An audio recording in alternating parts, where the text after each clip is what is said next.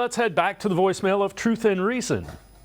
This game is not on Watson. In my opinion, it's the offensive line. If you look at everything that happened as far as turnovers, everything else, I would say out of all the turnovers, one turnover was his fault. Everything else, from the pick to the sack, strip fumble, touchdown, he had nobody to help him. He was literally running for his life.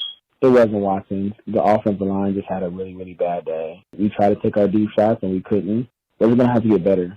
Defensively, offensively, special teams. You're not going to find yourself in week 2. You're not going to be 100% week 2. And if you are, then you need to reevaluate your team before you take yourself seriously. And we got a long way to go, before we can say, okay, yeah, this season is lost.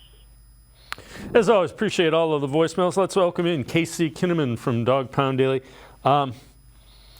Casey, it is on the offensive line. It is on Deshaun Watson. It's not on the defense, even remotely. Your offense gave up 2 defensive scores and turned the ball over 4 times. It's on the offense. They have to play better. Yeah, I mean, it starts at the offensive line. It always starts in the trenches. And the Browns had their lunches handed to them last night up front.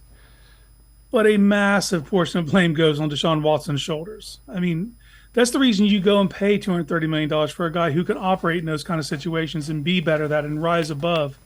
And it's not even just that he wasn't able to do that. It was simple stuff, man. It's his eyes and his feet not being on point together. He's inaccurate. He's off time. And when he does hit the open guy, it's often at the end of their route, not allowing for yards after catch. It's, in Houston, he was kind of valued because, he didn't have a good offensive line, and look what he was able to do. He was not able to operate in the chaos at all last night. It all went out the window. And he was playing with low football IQ and critical downs. I mean, these are all things that fall back on him. And yes, the offensive line has to play better, no doubt.